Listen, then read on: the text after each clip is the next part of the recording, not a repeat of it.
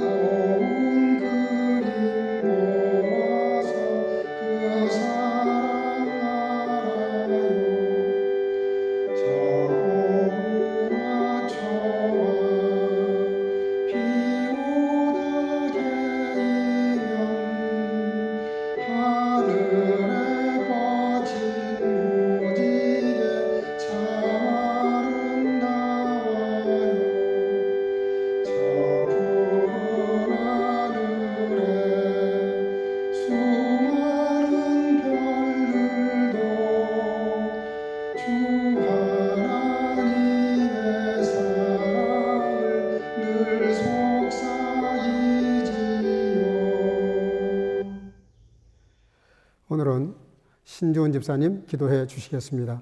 다 같이 기도하겠습니다. 하나님 아버지, 오늘도 주님의 날에 잊지 않고 정해진 시간 주님 앞에 예배드릴 수 있게 해주시니 감사합니다. 비록 다 함께 모여서 예배드릴 수 없는 상황 속에서 각자 처소에서 드리는 예배이지만 경건한 마음가짐과 자세로 신령과 진정으로 드리는 예배가 될 수 있도록 우리 마음을 붙들어 주옵소서. 하나님, 이번 코로나 바이러스 사태로 인해서 정말 평소에 우리가 당연시 여겼던 것들이 얼마나 소중한 것들이었는지를 새삼 깨닫게 하시니 감사합니다. 가족의 소중함, 교회의 소중함, 또 건강 지켜주시는 것, 먹고 마실 수 있는 것 등 모든 것이 주님께서 허락하신 것인 줄 알고 항상 감사하며 살아갈 수 있게 하옵소서. 하나님, 이 어려운 시기에도 하나님의 자녀들은 더더욱 깨어있어서 하나님의 뜻이 무엇인지를 깨달아 알게 하시고 어려운 때일수록 서로 돌아보고 하나님의 사랑을 실천하는 기회가 될 수 있게 하여 주옵소서. 특히 일선에서 아픈 이들을 치료하기 위해 밤낮으로 힘쓰는 의료진들 기억하여 주시고 강건하게 하여 주옵소서. 하나님, 오늘은 특별히 어린이 주일입니다. 하나님께서 잘 돌보라고 맡겨주신 자연을 우리 인간이 끝없는 욕심 때문에 마구 훼손시키는 것을 우리 어른들이 깨달아 회개하게 하시고 후손들에게 부끄럽지 않게 좀 더 살만한 깨끗한 자연 환경을 물려줄 수 있게 하여 주옵소서. 과학기술이 많이 발달했다고 이제 하나님 따위는 믿지 않아도 되는 것 같이 사는 교만을 깨트려 주시고 만물을 주관하시는 하나님의 주권을 인정하고 하나님을 경외하며 하나님을 더 의지하게 하여 주옵소서.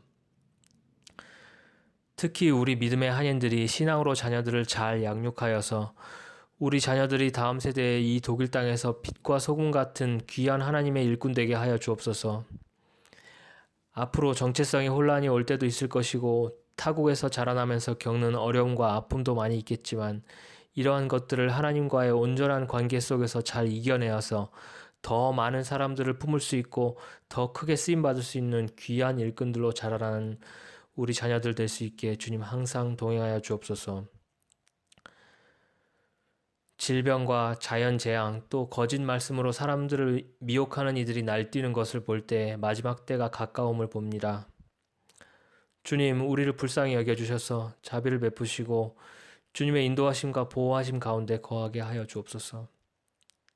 이 질병이 언젠가 지나간다 해도 앞으로 어떠한 경제적 어려움과 또 다른 질병이 시작될지 모르는 불안감의 한 치 앞도 모르는 것이 우리의 인생입니다. 오직 주님을 의지하고 주님을 바라볼 때 참 평안과 참 기쁨이 있음을 깨닫게 하여 주옵소서. 비록 함께 모이지는 못하나 오히려 더더욱 한 마음 되어서 주님께서 받으실 만한 진정한 예배 드리게 하시고 이 어려움이 하루빨리 지나가서 다시 함께 모여서 예배 드리고 마음껏 교제 나눌 수 있는 시간이 빨리 오게 하시고 주일학교 어린이들의 찬양 소리와 뛰어노는 소리가 가득한 주일날이 속히 다시 오게 하여 주옵소서. 이제는 말씀을 듣는 시간입니다. 이러한 어려운 상황 가운데서도 매주 홀로 강단을 지키시는 목사님과 또 온라인 예배를 위해 힘쓰는 형제들 기억하여 주시고 영육간의 강건함으로 지켜주시옵소서.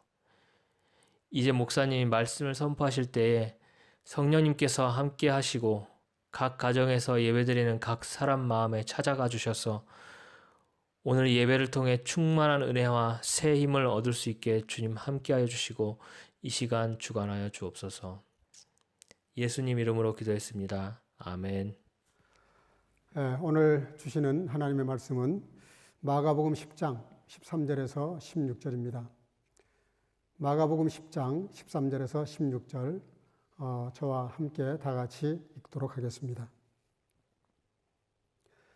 사람들이 예수의 만져주심을 바라고 어린아이들을 데리고 오매 제자들이 꾸짖거늘 예수께서 보시고 분이 여겨 이르시되 어린아이들의 내게 오는 것을 용납하고 금하지 말라. 하나님의 나라가 이런 자의 것이니라.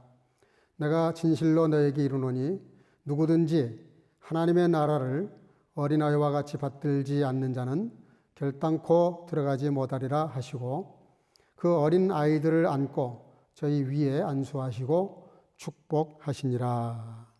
아멘. 오늘은 조연아 자매님이 특송을 해 주시겠습니다.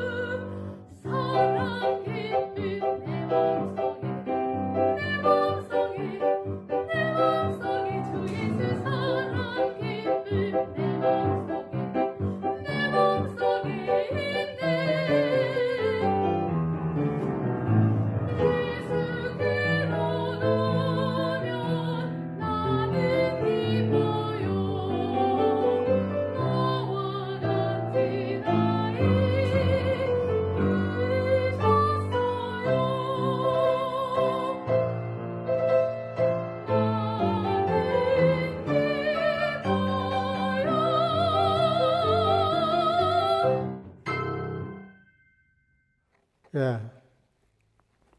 아멘.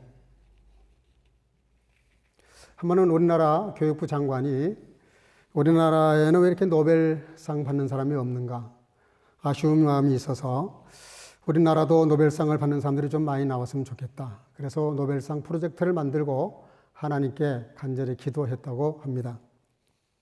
하나님, 우리나라에도 노벨상 받을 만한 사람들을 좀 보내주시죠.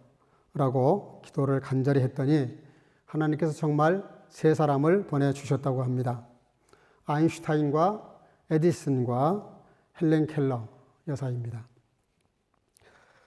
그래서 너무나 감사한 마음으로 이분들이 우리나라에서 활동을 하게 되면 우리나라도 곧 노벨상을 받을 수 있겠구나 그런 기대를 가지고 기다렸는데 아무리 기다려도 소식이 없고 그래서 궁금한 차에 먼저 아인슈타인을 찾아가서 만났다고 합니다. 근데 놀랍게도 이 아인슈타인이 커피숍에서 알바를 하고 있더랍니다. 너무 깜짝 놀래가지고 아니 어찌 된 일이냐고 그렇게 물었습니다. 그랬더니 아인슈타인이 대답하기를 저는 수학을 하라 그러면 물리학을 하라 그러면 잘할 수 있겠는데 다른 거는 잘 할 수가 없어서 수능 시험을 볼 때마다 떨어졌습니다. 그래서 대학조차도 못 가고 할 수 없이 알바를 하고 있다 하는 그런 이야기였습니다. 너무 충격을 받았습니다. 그래서 이번에는 에디슨을 찾아가서 만났다고 합니다. 에디슨은 뭐 원래부터 대학을 안 나온 사람이니까 발명만 열심히 하면 되는 거니까 잘하고 있겠거니 하고 가서 만나서 이야기를 해보니까 이분도 아무 일도 하지를 못하고 골방에 붙여서 율법전서, 법률을 공부하고 있더랍니다. 그래서 이게 어찌된 일이냐고 자취종을 물었습니다. 그랬더니 에디슨이 하는 말이 저는 발명을 하라 그러면 자신이 있는데 이거를 발명한 다음에 특허 출연을 해야 된다는데 특허 출연하는 게 만만치가 않아서 그 방법을 좀 공부하려고 할 수 없이 지금 법을 공부하고 있다. 그런 말을 하더라고 합니다. 또 너무 놀래고 충격을 받은 다음에 마지막으로 헬렌 켈러 여사를 찾아갔다고 합니다. 그랬더니 역시 이 헬렌 켈러 여사도 놀고 있더랍니다.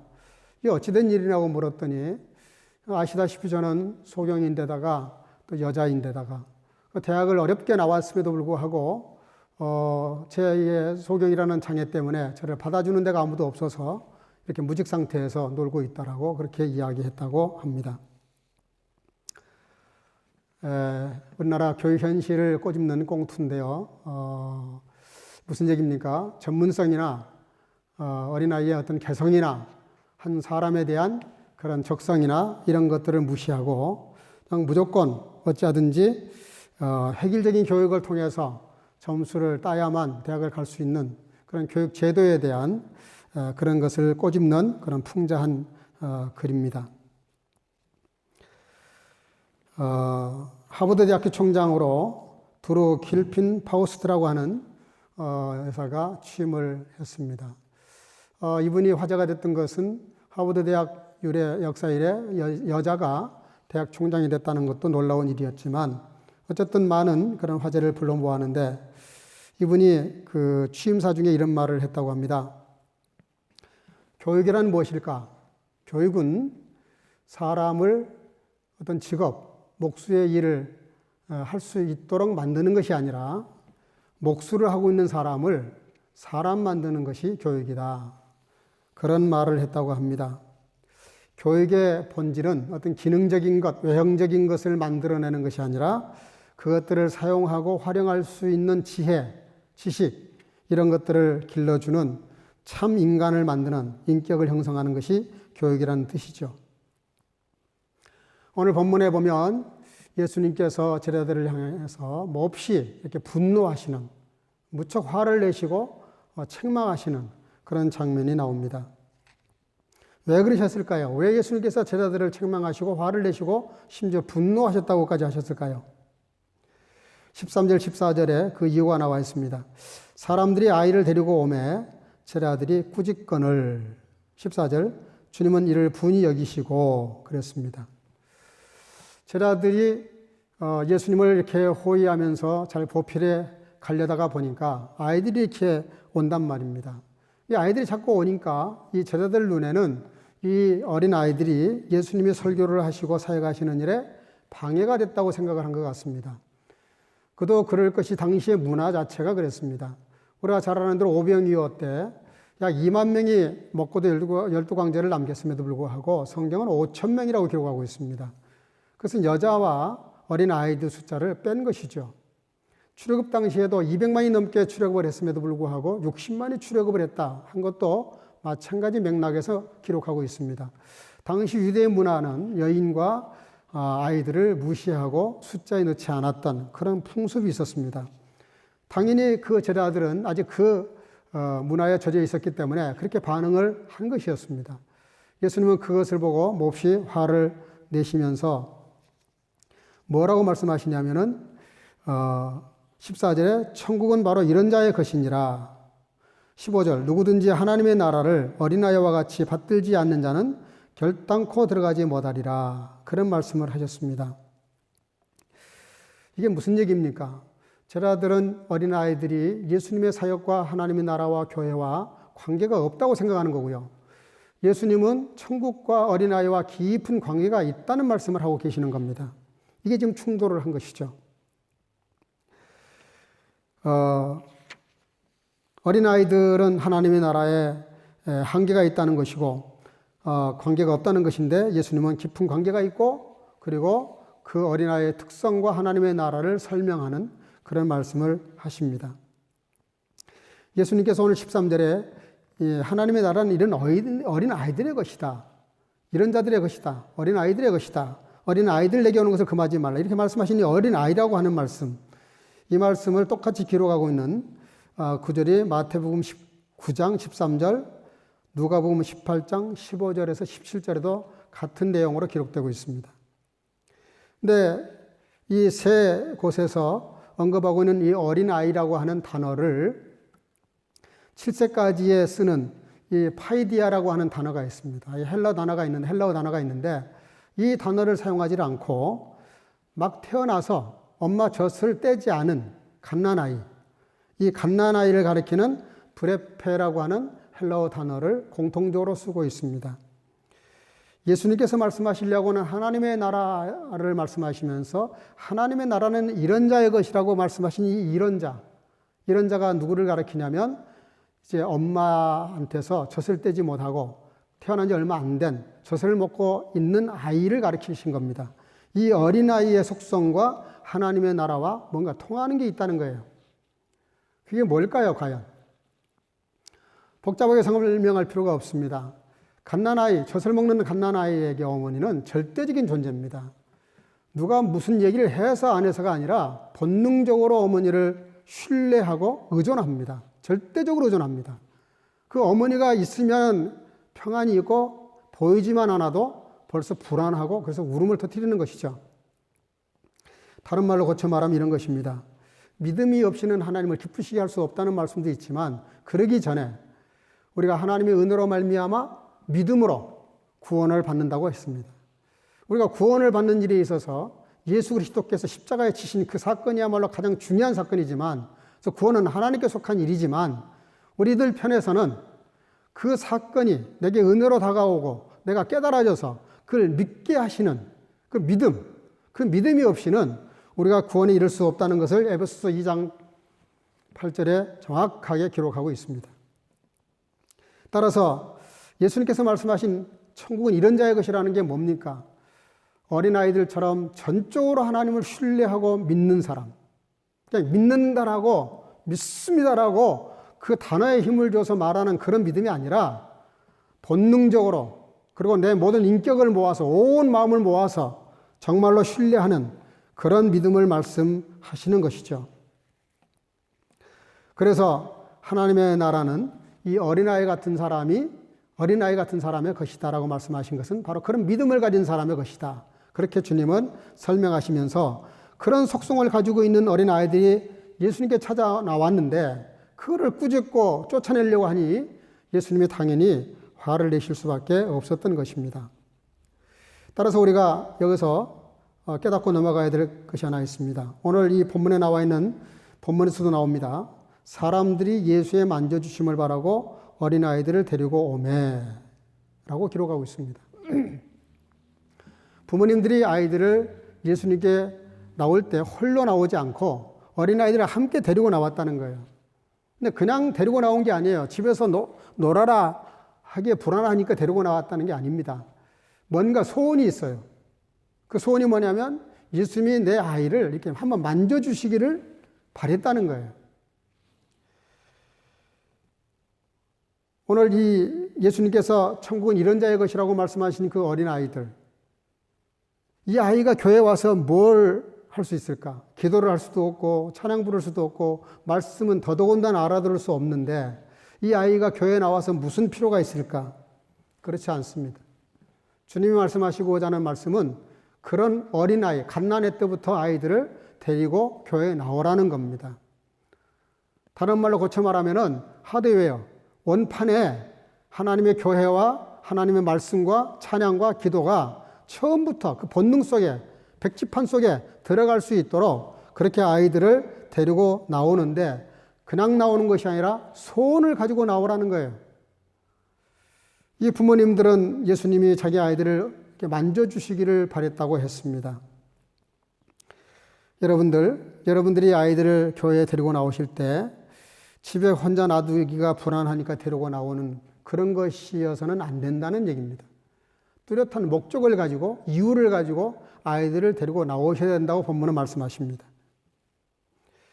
하나님, 이 아이가 말을 알아듣지 못하지만 또 기도할 수도 찬양할 수도 없지만 이 아이가 하나님의 성전에서 예배드리는 동안에 이 예배의 영성이 목사님을 통해서 나오는 말씀이 함께 부르는 찬양을 통해서 드리는 기도를 통해서 우리가 드리는 이 모든 예배의식을 통해서 이 아이 마음속에 이 영이 그런 예배의 영성이 들어가게 해주세요.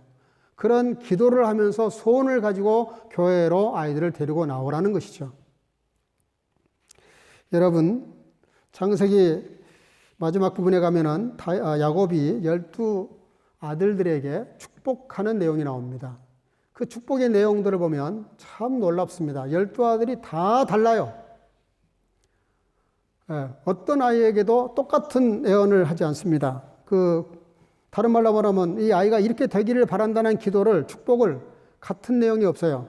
그냥 몇 가지 예를 들면은 유다, 너는 새끼 사자다.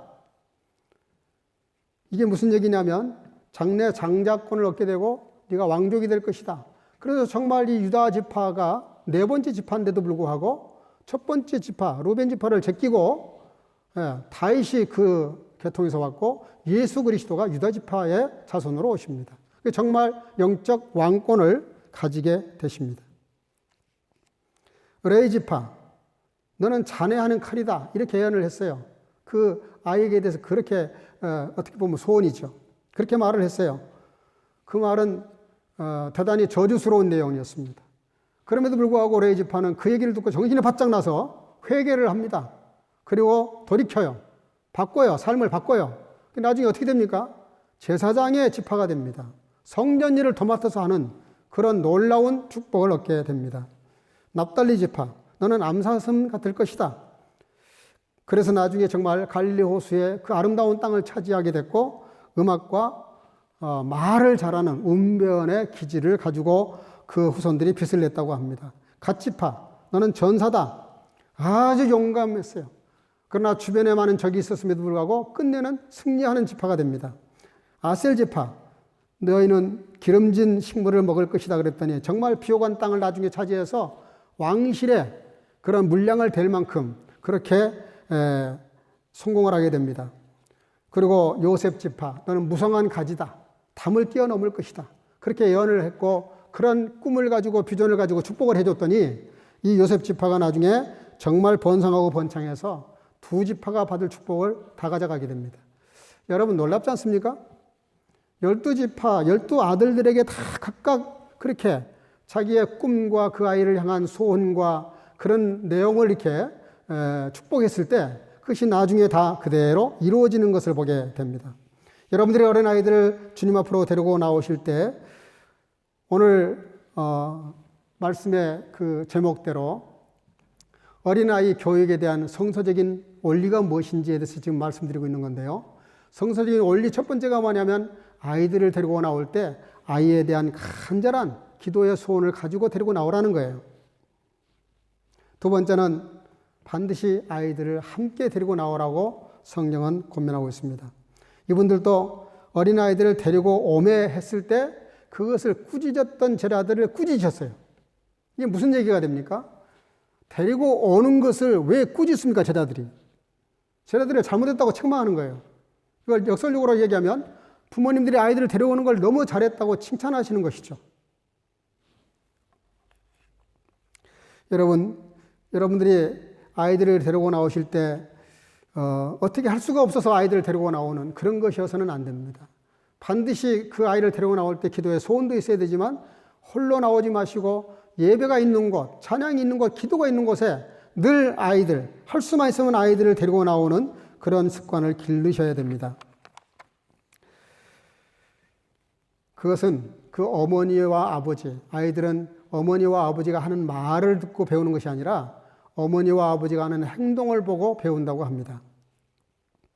한 번은 슈바이처 박사에게 동네 사람들이 찾아와서 아이들을 잘 교육할 수 있는 방법을, 박사님처럼 훌륭한 아이를 만들 수 있는 방법을 3가지로 요약해서 좀 말씀해 줄 수 없냐고 물었답니다. 그때 슈바이처 박사가 그렇게 대답을 했다죠. 첫째는 아이들에게 본보기가 되십시오. 두 번째는 아이들이 당신을 닮게 하십시오. 세 번째는 아이들이 당신들을 따라오게 하십시오. 부모들이 그 얘기를 듣고 갸우뚱했다 그래요. 뭔가 다르긴 한데 가만히 생각해보니까 같은 말이에요. 무슨 얘기죠? 결국은 본을 보이라는 뜻입니다. 결국은 본을 보이라는 거였어요. 여러분, 본은 보여도 따라오고요, 안 보여도 따라옵니다. 내가 아이들에게 이렇게 좋은 본을 보여야지 하고 보여도 따라오지만 내가 무의식적으로 생각 없이 그냥 행동하는 그것도 아이들이 따라오더라 이 말입니다. 어떤 과일 장수가 있었답니다. 싱싱한 과일을 갖다 팔면서 이 아버지가 종종 그 좋지 못한 과일, 그런 과일을 팔 때는 섞어서 살짝 밑에 넣어가지고 팔았대요.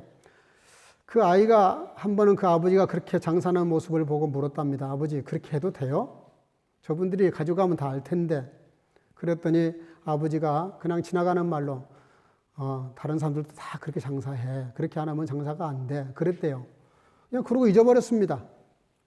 근데요, 이 아이가 커서 나중에 큰 회사에 취직을 하게 되었고, 그리고 회사에 일을 잘 했는데, 어느 날 갑자기 이 아이가, 이 친구가, 고소를 당해서 감방에 들어가게 됐습니다. 알고 봤더니 회사 돈을 횡령을 한 거예요. 아버지가 너무 놀래가지고 면회를 와서 야단을 칩니다. 야, 인석아, 내가 너한테 그렇게 가르쳤냐? 어떻게 내가 널 보고 늘 강조했잖아. 사람이 정직해야 된다고, 성실해야 된다고. 근데 어떻게 해서 이럴 수가 있어? 그랬더니 그 아들이 하는 말이, 대답이 아주 걸작이었습니다. 그 아들도 물론 그런 걸 의식해서 한 말이 아니었어요. 이렇게 말했다 그래요. 예, 아버지. 실은 내가 재수가 없어서 걸렸지. 우리 회사들 대부분 다 그렇게 해요. 라고 대답을 하더라는 거예요. 놀랍지 않습니까? 부모가 아무리 정직해라, 성실해라, 그렇게 수천 번 이야기를 해도 그 말을 듣는 게 아니라는 거예요. 그 어머니와 아버지가 하는 행동을 알게 모르게 따라간다는 것이죠. 그래서 이런 말이 있습니다. 처음에는 내가 습관을 만든다. 그러나 나중에는 그 습관이 나를 만든다는 그런 격언이 있습니다. 여러분들, 예수님께서 12살 되셨을 때 예수님의 부모님들이 어린 예수님을 데리고 6월절 행사에 가신 적이 있죠. 참 그 부모님들이 그거 하나는 잘하신 것 같아요. 물론 그 다음을 잘못했지만 그 정말 아이 예수를 데리고 성전에 간 것은 너무나 잘한 일입니다. 당시 전통에 의하면 벌써 3살만 돼도 어린 아이들에게 종교교육을 시작했다고 합니다. 그리고 5살이 되면 벌써 쉐마 교육, 여호와를 찬양하라, 그런 절기 때 부르는 할렐 시편을 가르쳤고요. 10살이 되면 율법을 해석하는 것을 가르치고요. 13살이 되면 소위 언약의 아들이라 그래가지고 그때부터는 이 아이들이 책임을 집니다. 자기가 율법을 어긴 것에 대해서 책임을 져요. 그러니까 성숙한 것을 말하는데 바로 그 13살 되기 한 해 전, 12살 됐을 때 예수님의 부모님들이 예수님을 예루살렘 성전에 6월절 행사에 데리고 갔다는 말은 예수님을 바로 이 말씀에 이런 그 문화의 맥락에서 이해할 수 있는데요. 철저히 예수님에게 종교 교육을 시켰다는 의미가 됩니다. 그래서 그 전례대로 지금 하고 있었던 것이죠. 그런데 놀라운 것은 예수님을 잊어버리죠. 하루길을 가다가 보니까 예수님이 안 계셔서 보니까 잊어버린 거예요. 그리고 사흘길을 찾아서 찾게 됩니다. 성전에서. 여러분들 재밌지 않습니까? 잊어버리는데 하루 만에 잊어버렸는데 찾는 건 사흘이나 걸렸어요. 우리가 어떤 신앙생활을 하다가 잘못된 건 순간인데 그걸 바로잡기 위해서는 3배나 더 힘든 그런 과정을 거친다는 교훈도 있지만 어쨌든 예수님께서 성전에서 만났을 때 예수님의 부모님이 너무 그때 화가 났어요. 그도 그럴 만한 것이 친척과 아는 사람들 중에서 그렇게 찾았는데 못 찾다가 성전에 와서 겨우 다시 찾았을 때 사흘 만에 찾은 그 부모의 마음이 얼마나 감사와 안타까움과 그러면서 동시에 화도 났겠습니까? 그래서 어떻게 해서 그럴 수 있냐고 그렇게 야단을 쳤더니 예수님께서 그렇게 말씀하십니다. 내가 내 아버지 집에 있어야 될 줄 알지 못하셨습니까? 그렇게 말씀을 드려요. 어머니 아버지가 그 말을 듣고 의아해합니다. 이게 도대체 무슨 소린가? 우리 집은 나사렛에 있는데 무슨 하나님의 교회 성전을 가리켜서 자기 집이라 그러니까 그 말을 이해를 못했다 그랬어요. 성경은. 그러면서 뭐라고 말하냐면 내가 내 아버지 집에 있어야 될 줄 알지 못했습니까? 라고 대답을 합니다. 예수님은 벌써 12살 되셨을 때 하나님의 성전이 내 육신의 집보다 먼저였고요. 내 육신의 아버지보다 하나님 아버지가 먼저라는 걸 벌써 알고 계시는 거예요. 무슨 얘기 하려고 그러냐면 아이들이 우리가 볼 때는 어린 것 같고 어리숙한 것 같아도 어떤 경우는 훨씬 더 영적으로 순진하고 더 높을 수도 있다는 얘기입니다. 물론 예수님하고 비교할 수는 없지만 어린아이라고 해서 무시해서는 안 된다는 말씀을 드리려고 그러는 거예요. 12살 된 어린 예수님이 그 정도였습니다. 그래서 여기서 우리가 한 가지 배워야 됩니다. 우리가 누구를 대할 때도 마찬가지지만 어린아이들을 대할 때도 마찬가지입니다. 어린아이들을 우습게 생각하시면 안 됩니다. 영적인 각도에서 아이들을 대해야 되고 그리고 인격적으로 대해야 됩니다. 그러면서 예수님께서는 하나님과 사람들에게 사랑스러워 가시더라고 기록하고 있어요. 이게 무슨 얘기입니까? 한쪽 잘하면 다른 쪽 못할 수도 있거든요. 근데 하나님께도 잘하고 사람에게 잘한다는 건 굉장히 어려운 것입니다. 근데 사랑스러워 가시더라 그랬어요. 지금 잠깐 사랑스러운 게 아니에요. 예수님은 꾸준하게 계속해서 그 지혜와 그의 삶의 모습이 하나님 마음에 들고 사람들의 마음에도 들었다는 거예요. 이게 무슨 얘기입니까? 그 인격이 고르게 성장했다는 뜻입니다. 공의를 향하면서도 사랑을 잃지 아니하고 심판을 하시면서도 말씀하시면서도 구원을 이루시고 법을 말씀하시면서도 은혜를 잃지 아니하시고 오늘을 말씀하시면서도 미래를 놓치지 않는 쉽게 말하면 고르게 성장해 갔다는 뜻입니다. 이게 어떻게 가능했습니까? 어렸을 때부터 예수님을 철저하게 종교 교육을 시키면서 하나님의 성전에 갈 때 홀로 가지 않고 부모들이 예수님을 함께 데리고 나가신 데서 이런 신앙 인격이 만들어졌다라고 말해도 틀리지 않습니다. 세 번째는 오늘 본문에서 아이들을 안아주셨다 말씀하십니다. 아이들을 데리고 나왔더니 예수님께서 아이들을 안아주셨다는 거예요. 우리는 예수님이 하시는 말씀 한마디, 하시는 행동 하나 그냥 넘길 수 없습니다. 다 의미심장한 것들이에요. 예수님이 안아주셨다는 게 뭡니까? 감쌌다는 것이죠. 우리가 어쩌다가 아이들이 잘못하면 책망할 수 있고 말씀으로 훈계할 수 있습니다. 그러나 그러고 나서 더 중요한 것은 아이들을 격려하고 위로하고 안아주는 것이죠.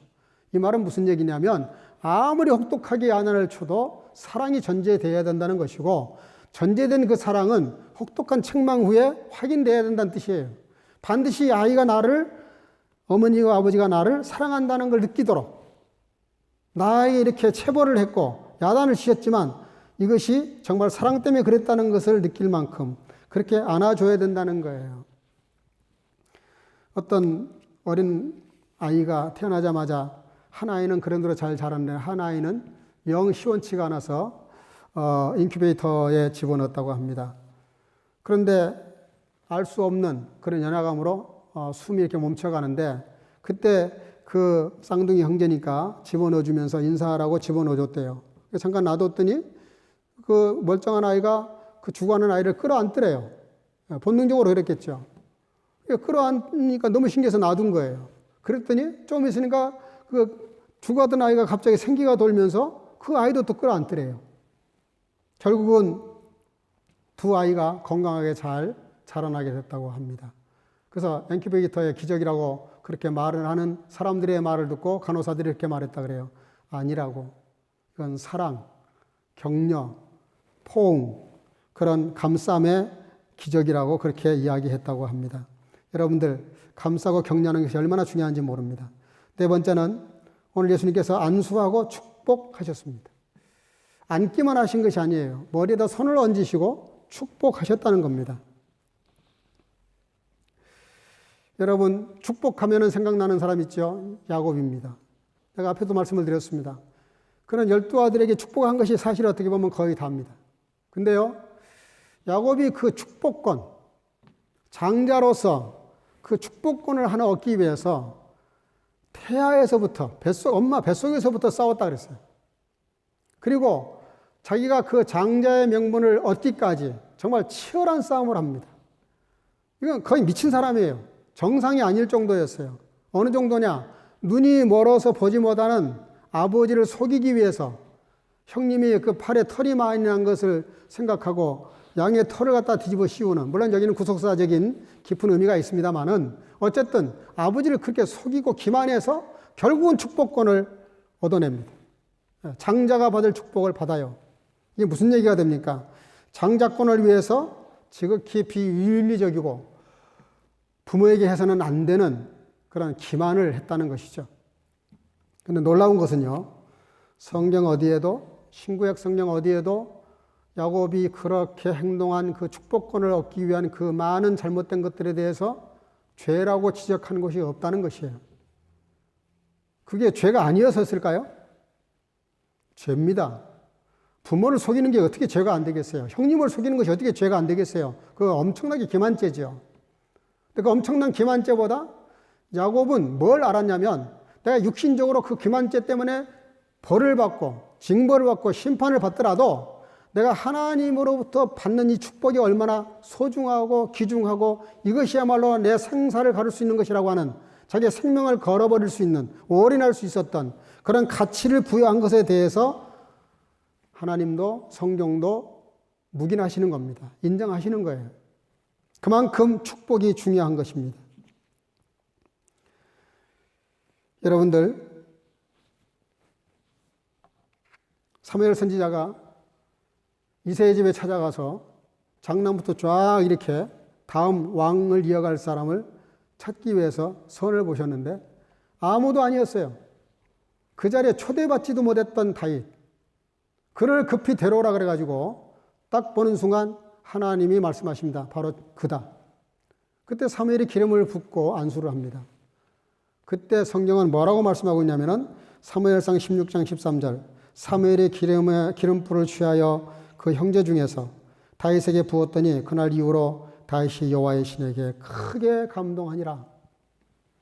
사무엘 선지자가 기름을 붓고 안수기도를 했더니 그때부터 다윗이 성령이 크게 충만했다는 거예요. 여러분들, 이게 뭘 말씀하십니까? 축복이 그만큼 중요한 겁니다. 안수기도가 그만큼 중요한 것입니다. 그것은 하나님의 영권에 대한 존중이고 하나님에 대한 존중이기 때문에 그렇습니다.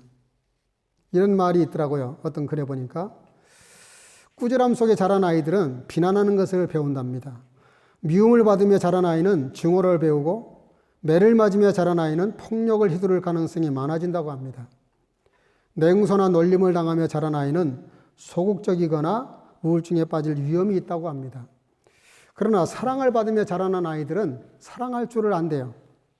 올바른 교훈을 받고 자란 아이는 부모에게 효도할 줄도 알고요.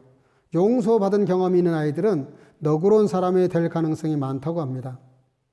관용 속에 자란 아이들은 참을성이 있는 사람이 되고 격려를 받으며 자란 아이들은 자신감을 갖는데요. 칭찬을 받으며 자란 아이들은 감사할 줄을 알고 공정한 대접을 받으며 자란 아이들은 공의가 뭔지를 안대요. 안정 속에 자란 아이들은 믿음을 갖게 되고 기도로 자란 아이들은 희망의 꿈을 가지게 되고 예배 속에 자란 아이들은 지혜와 하나님을 경외하는 경외심을 배우게 된다고 합니다. 굉장히 일리 있는 말이라고 생각을 합니다. 따라서 여러분들 어린아이들을 올바른 성경적인 교육을 가르치는 기본은 아이들에게 같이 예배를 드려야 됩니다. 그 같이 드리는 예배를 통해서 예배를 가르치셔야 됩니다. 기도를 가르치시고, 그리고 삶을 가르치시고, 섬김을 가르치시고, 그 이웃사랑을 가르치시고, 용서를 가르치시고, 아이들에게 하나님의 말씀을 가르치셔야 돼요. 제가 재작년에도 말씀을 계속 드렸습니다. 신명기 6장을 들어서 말씀을 가르쳤습니다. 여러분들께 전했어요.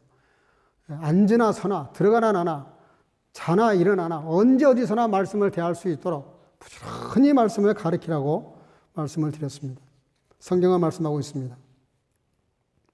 여러분들, 축복받는 삶, 축복한다는 삶이 얼마나 중요한 것인가에 대해서 이런 말이 있습니다. 옛날에는 우리나라에 KS 마크라는 것이 있었습니다. 이건 정부가 그 제품을 보증한다는 뜻이에요. 근데 요즘은 달라졌어요. GS라 그래서 글로벌 스탠다드라는 말을 씁니다. 세계 표준이라는 거예요. KS가 한국 표준이면은 GS는 세계 표준이라는 거예요. 근데 믿는 사람들은 하나 더 있습니다. BS입니다. 비브리컬 스탠다드.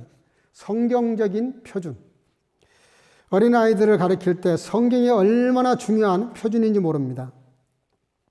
여러분들 이스라엘 나라는 본토에 900만, 해외에 디아스포라로 1200만이 살아가는 소수민족입니다.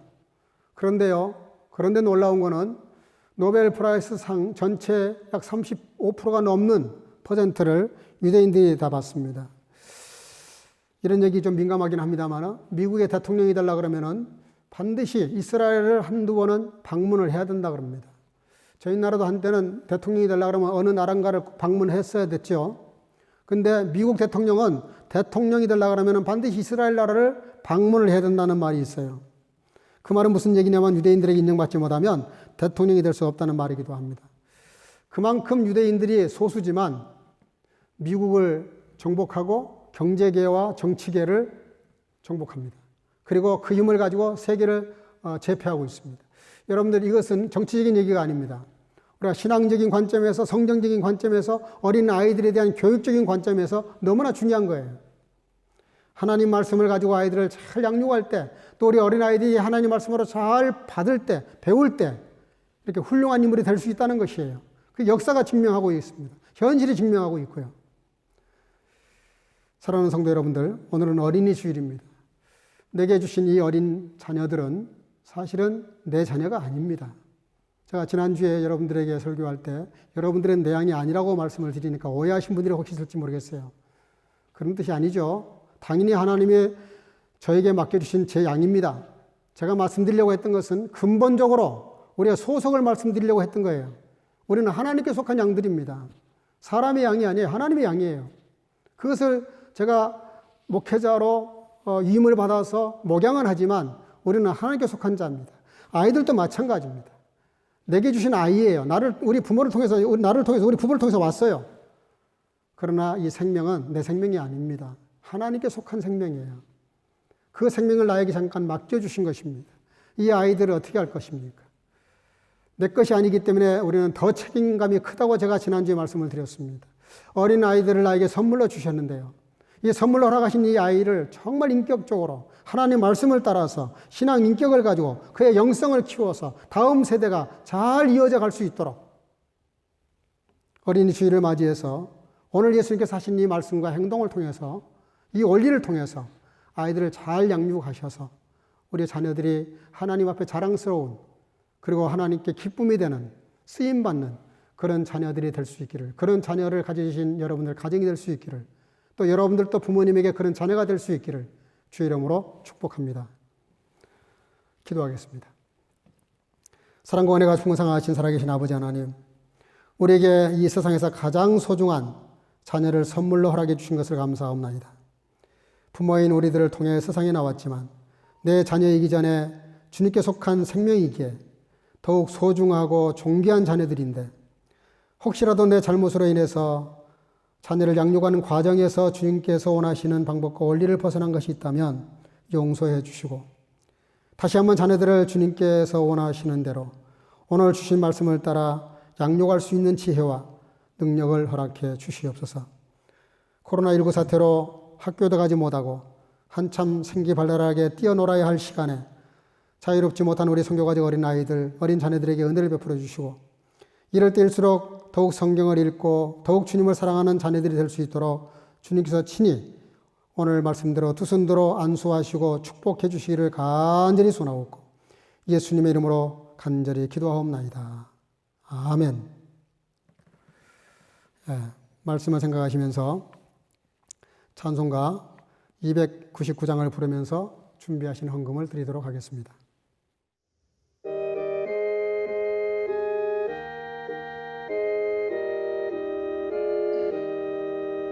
예수께서 오실 때에 그 귀중한 복에 하나라도 남김없이 다 찾으시리. 새별 같은 그 복에 멸류관에 달려 반짝반짝 빛나게 비치리로다. 정한 복에 빛난 복에 주 예수의 복에 하늘나라 두시려고 아버두시리. 새별 같은 그 복에 멸류관에 달려 반짝반짝 빛나게 비치리로다. 주를 사랑하는 아이 이 세상에 살 때 주의 말씀 순종하면 참 보배로다. 새별 같은 그 복에 멸류관에 달려 반짝반짝 빛나게 비치리로다. 드리신 헌금을 위해서 다 같이 봉헌 기도를 하도록 하겠습니다. 온 천하 만물이 다 주님의 것이라고 하셨습니다. 주님께로 나왔고 주님께로 말미암다가 다 주님께로 돌아갈 것이기에 내 것은 아무것도 없는데 모든 것이 내 것인 양 착각하고 살지는 않았는지 돌아보게 하시고 지난 한 주간도 수많은 사람들이 코로나19 사태로 고통을 당하고 있는 와중에도 오직 주님의 인도와 보호와 은혜로 말미암아 강건하게 지켜주신 아버지 하나님, 만 가지 은혜를 다 하려 할 길이 없지만 억만문제일이라도 감사하는 마음으로 오늘도 여러 가지 예물을 드렸습니다. 11조는 하나님의 것이라고 말씀하셨기에 하나님께 당연히 돌릴 뿐만 아니라 또 이 모든 것을 감사하는 마음으로 감사의 예물을 드리고 또 아버지 하나님은 가든지 보내든지 하라고 하신 말씀을 따라 선교의 예물과 또 어렵고 힘든 사람들을 돕기 위하여 드리는 구제와 또 주님 앞에 나올 때 공소로 보이지 말라고 말씀하신 말씀을 따라 주일헌금을 드리는 모든 주의 자녀들에게 성경이 약속하신 대로 채우시고 복을 주시고 그렇지 않는 인생보다 더 넘치는 복으로 채워주셔서 특별히 온 성교 가족들이 경제적으로 어려움에 빠지지 않도록 주께서 은혜를 베풀어 주시기를 간절히 소원하옵고 예수님의 이름으로 간절히 기도하옵고 봉헌하며 기도하옵나이다. 아멘. 몇 가지 안내 말씀을 좀 드리겠습니다. 오늘은 또 어린이 주일입니다. 우리 어린이 아이들의 말씀대로 오늘 받은 말씀대로 잘 키우도록 이렇게 힘써 주시길 바라고요. 특별히 세계 도처에서 코로나 사태를 막기 위해서 고군분투하는 분들을 위해서 응원해 주시기를 바랍니다. 코로나19 수칙을 잘 지키시고 그리고 혹 문제가 있을 때는 제게 즉시 연락해 주셔서 도움을 드릴 수 있기를 바랍니다. 가능하면 온라인 헌금을 해주시고요. 예의치 못하면 모일 때 모아두셨다가 헌금하셔도 좋습니다. 기도 제목은 이 사태가 속히 끝날 수 있도록 또 우리 교회가 속히 예배를 드릴 수 있도록 기도해 주시기를 바랍니다. 또 우리 선교 가족들 중에서 한 사람도 어려운 일이 생기지 않도록 위해서 기도해 주시기를 바랍니다. 다 같이 자리에서 일어나시고 축도를 하겠습니다. Der Herr segne dich und behüte dich. Der Herr lasse sein Angesicht leuchten über dir, sei dir gnädig. Der Herr habe sein Angesicht über dich und gebe dir Frieden.